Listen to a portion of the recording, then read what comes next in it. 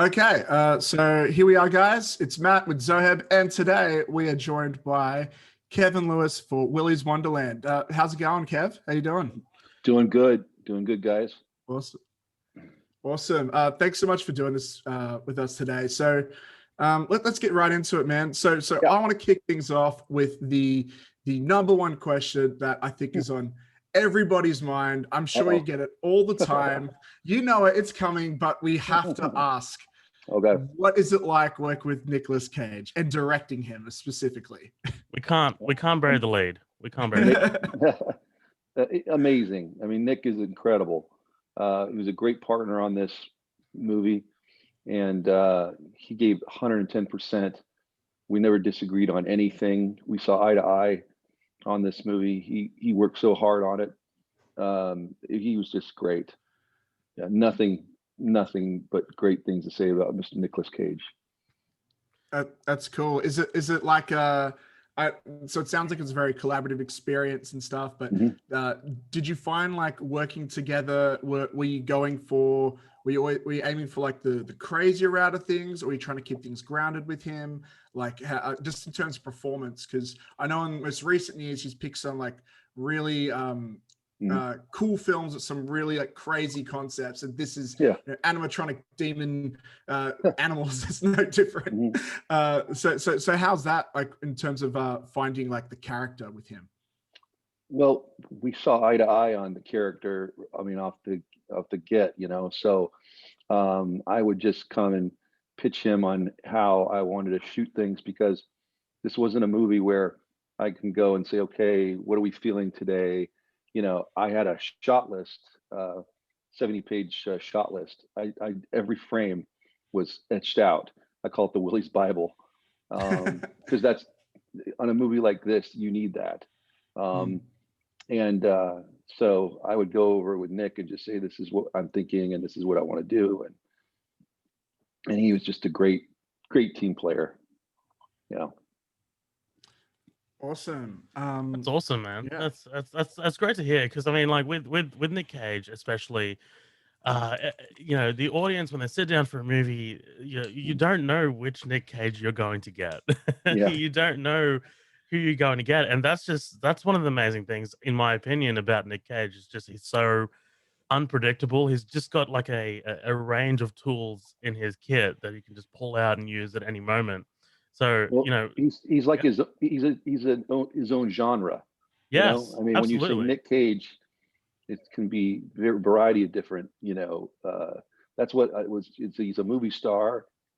But he's also a great character actor. He's its own genre.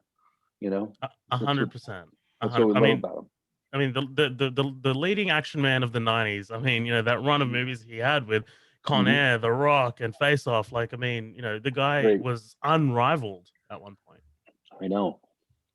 I'm just curious. Yeah. This might lead into another question of ours, but when you have a script like this, do you like? I'm assuming it wasn't like do you know if it was like written with him or an actor like him in mind, or like do you check, like when you go for Nick Cage, do you make any adjustments to the tone or the script, like to appeal to someone like him, or like what's that process with like getting Nick on board for this? He liked the script immediately. Geo Parsons wrote a great script. And Jeremy Davis, a producing friend of mine, brought it to me, and Jeremy optioned the script, and we just said, Nick is the guy to do this movie, and we got it to him, and he loved it, and we saw eye to eye on how to make the movie. So that's awesome. That's fantastic. I mean, that's such a rare thing. It is, and you got to have creative partners that share vision, or you're going to be an uphill battle. Yeah. And it wasn't. No, totally. So Willy's Wonderland reminds me of kind of like other indie movies with wild premises anchored by a big star, like Carrie Elways in Saw, or Mel Gibson recently in Fat Man. When you have someone as amazing and well known as Nick Cage as your lead, how do you work as a director with the rest of your cast in terms of getting them to deliver a performance that matches, not necessarily matches his energy and level, but kind of like stand next to him and act as confident as Nick Cage. Because I mean, Nick Cage walks into the room, any actor's going to be like, "Oh man, Yeah.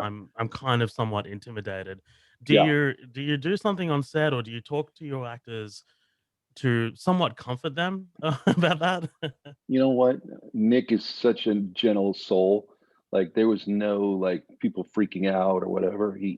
He's such a giving actor, so we had to do none of that. Everybody saw on the page how we were going to make this movie. So no. That's great. That's Yeah. good to hear. I mean, you don't Yeah. want anyone, intimidated. You just want everyone to, be Oh yeah. comfortable. Be a big kind of like melting pot, and just everyone deliver the best performance that they can possibly deliver. Yeah, we're making a movie, Nick Cage versus an animatronic weasel. I mean, how Right. cool is that, right? 100% on paper and on screen as well. Yeah. Absolutely. Would you say the weasel's your favorite of the animatronic animals? Yeah. Yeah. Yeah. He's awesome. A personal favorite of Kevin Lewis is nice. I couldn't help but notice, just looking online, there's a bit of a cult following already for this film, especially from like the Five Nights at Freddy's fan base. Like they are absolutely so excited for this film. There's been lots of I've seen cool fan art of all the animals and stuff too. Yes, Like awesome in general, stuff. yeah. What's the reception been like? Oh, I mean, mind-boggling. I mean, you got kids, drawing, creatures. I have even my two. I have four kids, but they're drawing, all Willys, Willy and his gang, and the art is just amazing. And I made this movie for that. I wanted it to be for the fanboys and girls out there. I'm a big pop culture collector, love comic books, all the stuff. And I made this movie for that. Love, Evil Dead. That was kind of what I wanted, I wanted an 80s retro vibe to the movie. Not that it takes place in the 80s, but just it feels that because that's the time I grew up in.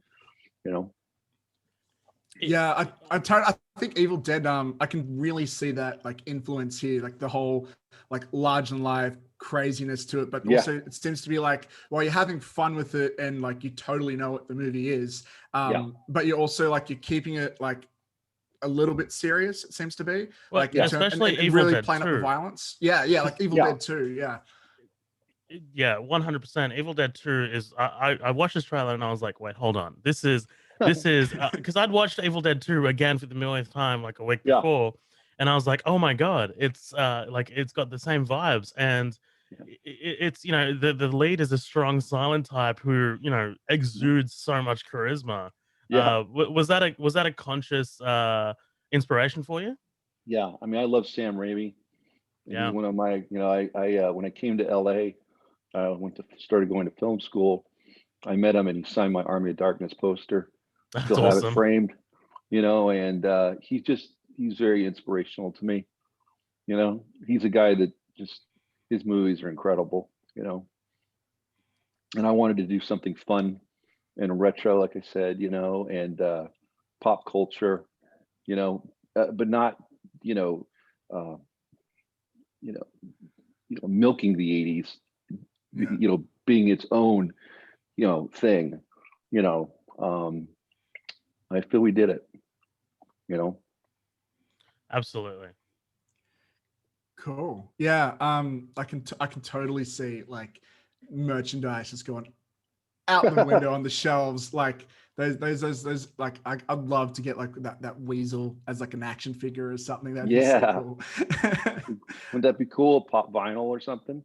Yeah, the pops, man. People go crazy for those. Yeah, that's awesome. that was a really cool thing, is that to make these creatures in the horror lexicon. That's what I'm hoping happens. Yeah, I'm hoping that people see this movie and go, Willy and Siren Sarah and Gus the Gorilla and all of them, put them into the horror lexicon. I think it'd be great. What do you think makes a good like iconic character in like the horror lexicon? Because I'm sure you must have thought throughout the process, like when creating these characters, like what's going to hook people, what's Yep. but in general, like what do you need to make that memorable, do you think? It's funny because I remember emailing Nick when we were, shooting, and Just we talk casually every night. emailing Nick Cage. Yeah, we would text. We talk every night. And I said I wanted to make the janitor iconic. How do we do that? We gotta, let's make him iconic. One of my favorite movies is Drive, Oh, and isn't that a great movie? incredible movie. Strong silent type, right? I mean, Ryan Yeah, Gosling is amazing in Drive. Yeah. amazing, and he's iconic with the jacket and the scorpion jacket. Hmm. And I wanted, hopefully people dress up like the janitor for Halloween, and the cosplayers with Willy, so there was a lot of thought and care put in the look of the creatures and the look of Nick, like the Ringer shirt, it's like it has a throwback to the Star Wars, the 70s Ringer, shirts, so yeah. Oh, awesome. Yeah, man, that must have been such a fun process. I can't imagine. Like that'd be great. I just wanted to just quickly ask a question about yourself, Yeah. Kevin. So I think it's fair to say that the trailer for Willy's Wonderland kind of took everyone by surprise. This thing dropped and everyone was just like, "What is this?" At least in Isn't that our awesome? Facebook group, Yeah. 100%. It was totally, there was like no build up to it. It was just like, "Here you go, here it is." Yeah. Not only was it an incredibly hard hitting and energetic trailer, but it was full of like fantastic horror comedy moments. And like you said, Geo Parsons wrote the script. Mm. And my question is, who approached who? Did the script come to you as a true dark horror film, or did it become a bit more fun, tongue in cheek, as like that the trailer makes it out to be afterwards? And was that yourself that became involved in that to make it a bit lighter, or? Yeah, well, Gio wrote a great script, and then Jeremy Davis, a producing friend of mine, he's the one that optioned it and brought it to me, and he championed this script for years and worked tirelessly every day. This movie would not have happened without Jeremy Davis. So he brought it to me, and then we, saw the same vision, and then we got it to Nick, and Nick immediately liked it. And That's awesome. yeah, Yeah, and go ahead. I think I read this script was on the Blood list for a while, wasn't it? Blacklist. Yes. So yeah. Yeah. That must have been really cool to grab a script like that that's been already had so much praise before even touching it, right? Yeah. It was such a unique story, and when I read it, I immediately saw it, how to make it.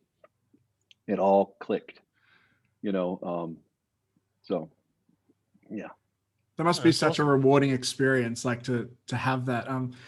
Was it really challenging working with like the animatronics and stuff? I know there's like a huge, like some people go crazy over the animatronic stuff, especially with the throwback element. But is that like with today's technology? Is it any easier, do you think, or do you think was there still a lot of issues like with just making all the moving parts come together and things? Basically, Yes. if you don't have Stan Winston, how daunting is it? Yeah. Ken Hall did an amazing job. He built all those creatures. There's also Ozzy's a puppet, and then the rest are suits. And we had stunt people in the suits, and we had them because the servos on the eyes, when you look at the Chuck E. Cheese and the animatronics, they give it away, right? And so we had pulleys in the suits, and we would the stunt people would pull, and then the eyes would go up and down, and we only had one suit each. So once it destroyed, that was it. Oh wow. So those shots when when some get destroyed and stuff, like that must have been like so much pressure to get those shots right. Yeah. Well, like I told you, I had a shot list, the Willy Bible, and I knew this lens, this angle, we're gonna get here, and that's it. Because once we're done, we're out, And we did what we call the rage cage, where we would shake the camera, and we would. It's really cool. We'll do like 18 frames per second, and then we would have lens flares. We'd have people shooting lens flares in the camera, and it would just be this.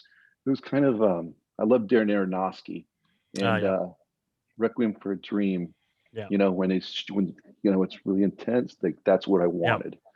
I called it kind of the Popeye moments, because I wanted the janitor, once you start to fight these creatures, like all of a sudden, like he's eating a spinach, right? Right. Comes out, So it takes a power up. Yeah, absolutely. Yeah. So in the movie, I wanted to have a really unique look, very otherworldly look to it. I love that there are two cages that star in this film: the Rage Cage and Nick Cage. Rage Cage, yeah. It's interesting. You say you wanted to have a unique look. The first, when I threw on this trailer, there were elements of it that looked like Mandy for me. Mandy, directed by Panos Cosmatos, again with Nick Cage. Amazing. And I was like, oh, insane! Like it's basically like a painting come to life. And I was agree. watching the trailer, and I was like, yeah, wow, this borrows elements from that film. So yeah, absolutely. It looks absolutely stunning, like visually striking. Absolutely, 100%. The colors too, yeah.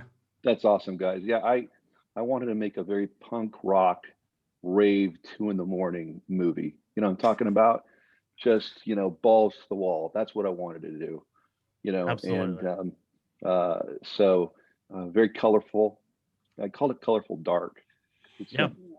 But and the production design. Molly Coffey did the production design.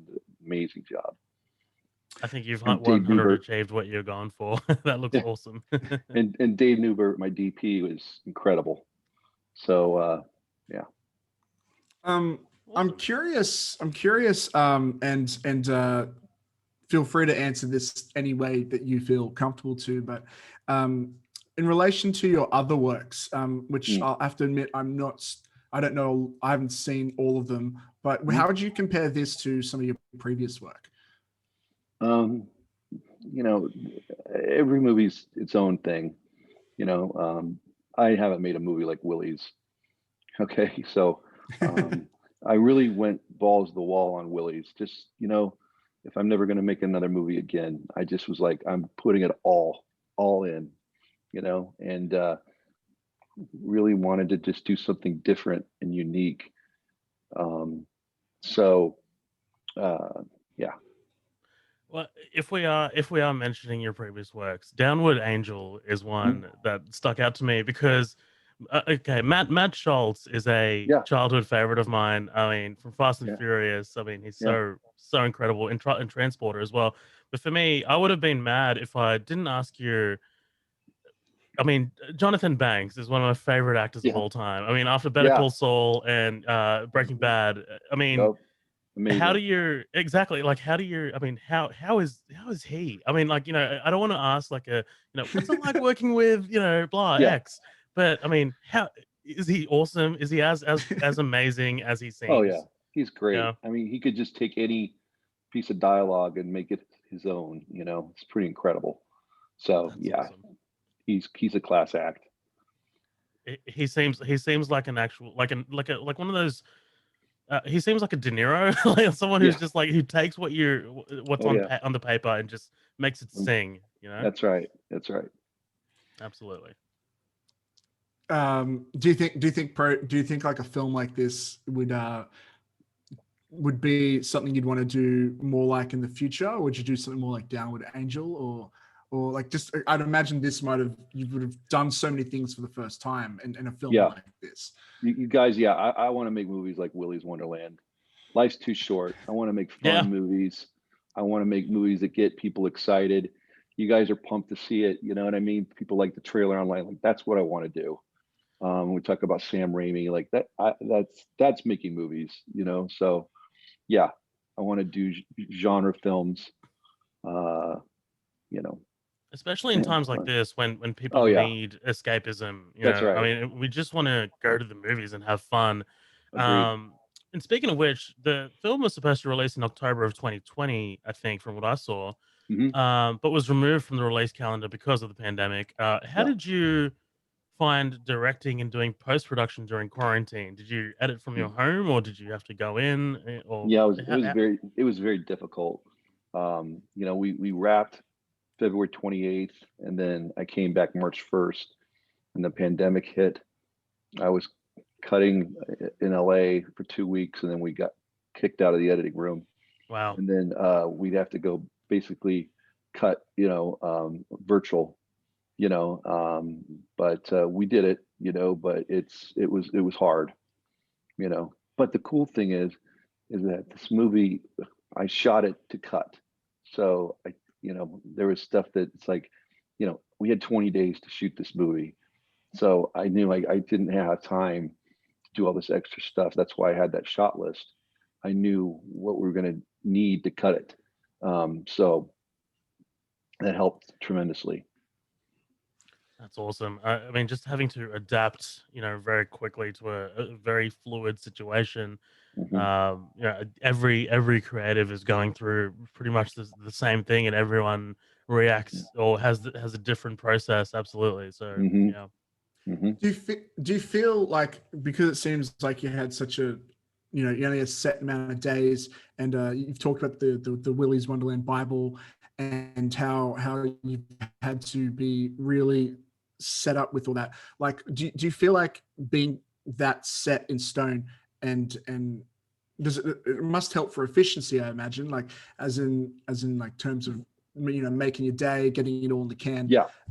Do you feel like is that something that we need more of in filmmaking, or is it really helpful to have all this extra time to play with things and stuff? Like, I think, every movie's different, but I knew on this film I had 20 days, and the way we had to light the creatures, if you light them wrong or shoot them at a different angle or something, they may come off hokey. That Yeah. was my worst fear. Was, I call this a tightrope movie, because if you don't do it right, this movie's just cheese ball, and I didn't want that. So I planned with a shot list on every fine detail. And so I knew, and like I said, I mean, I had sometimes 6, 7 pages a day, and if I wasn't detailed oriented and planned, I would never have gotten it. It wasn't a movie where I just said, "Hey, what are we feeling today?" Okay. It's like, no, everything had to be, pre-planned. Like, there's a scene, I call it the fridge cam or the sink cam. It's like, well, we had to pull out the back of the fridge to put the camera there. I couldn't just shoot, So yeah. wow, like 7 days, 7 pages a day. That's No. fast. So, but you Yeah. wouldn't know looking at the trailer. Like, it looks like Yeah. so well like put together. It sounds like you run a really tight really tight ship, dude. So yeah, Yeah. honestly, I'm really like blown away to hear that. Like, congrats. I'm That's so glad you guys that think the alone. trailer. Yeah, like that alone sounds like a massive achievement. Like, on Yeah. top of having a great film on top of that. So Yeah. congrats. I guess. Thank you. Uh, Thank you. Awesome. Well, look, I think I don't want to take up too much more of your time, so I think it's time we wrap this up. Just before we head out, do you have anything you'd like to say to the fans or anything like that before we go? Hey, I made this movie for the fans, for us. We all love Nick Cage. We love, pop culture, the 80s, all that stuff. This movie's for us, unabashedly so. I hope everybody enjoys it. Check your brain at the door and just have fun. That's what I want. I hope it, and the movie's a bullet, it goes fast, and hopefully you guys just dig it and you're going to want to put it on again. That's what my goal was. Movies like, Return of the Living Dead and Evil Dead and stuff like that, you can put them on and then just watch them again, and I'm hoping Willy's is that. So yeah. I love that you're a fanboy just like us still with all this. Oh, yeah. It's really awesome. Well, thanks Absolutely, for joining Kevin. us. Yeah. Oh no, I just wanted to say, I love, exactly what Matt said. you feel like a fan, like you feel like someone Yeah, who loved this stuff growing up, and it's just like now it's my turn. yeah. So it's awesome, man. It's good to see. But Yeah. yeah, Willy's Wonderland is out on VOD worldwide, February this year, February Yeah. 12th from memory. 14, Yeah. Is I that think. correct? 12th. Oh, yeah, 12th. 12th, my bad. Yeah. Awesome. Yeah. All right. Well, thanks so much for joining us, man. And Thank you guys. It was yeah, great. It was an honor. awesome. It was an honor to have you. Thanks, man. Appreciate it. Thanks, Kevin. I'm Okay. going to stop the recording.